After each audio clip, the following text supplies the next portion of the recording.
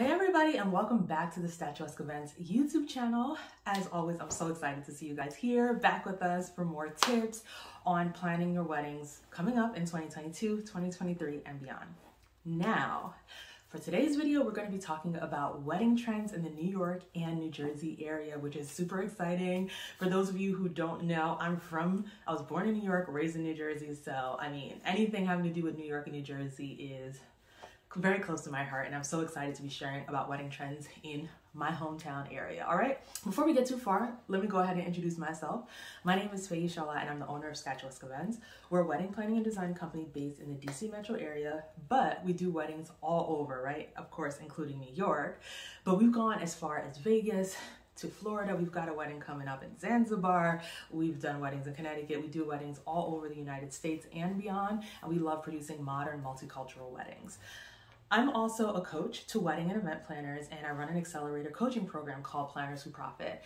And if you're interested in working with us either as your wedding planner or as your coach for your wedding planning business, we coach on the business of wedding planning. Make sure you find out about all of that in the description box. All right, I've got all that summarized there, all the links to contact us, and we can chat more about that. But for the topic for today, again, we're talking about wedding trends in New York and New Jersey, and I'm super excited to be sharing 3 hot trends to help you with planning your event. Now, the first trend that I want to share is really important and something that I think gets overlooked, okay? People in New York love to party, all right? And what that means is that having an event that ends after midnight is great. I mean, we've had events in New York, New Jersey that have ended at midnight, and people did not want to go home. People wanted to party. I mean, I've even had a time where one bride begged the DJ to keep playing music. And granted, they had a solid 2.5 hours to dance, right? They had a lot of time to dance.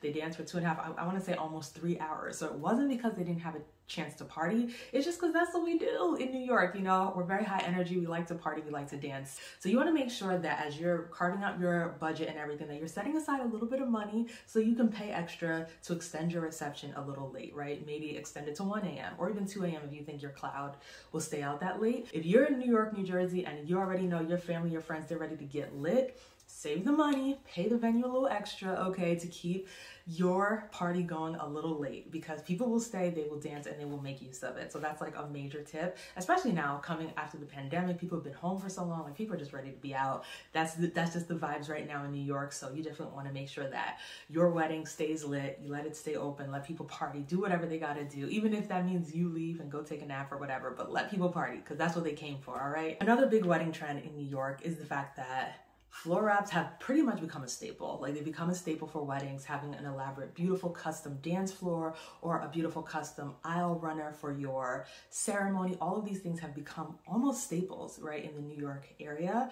And that's something that you want to budget for and plan for in your wedding. Like, just having those custom elements, it's so beautiful, right, for your event. And it kind of goes back to a few years ago when flower walls were the staple, where everybody had a flower wall at their event.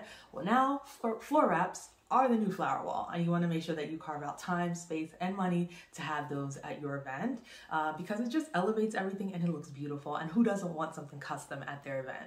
Another really big wedding trend in New York is having your wedding on a Monday, Tuesday, Wednesday, or Thursday, right?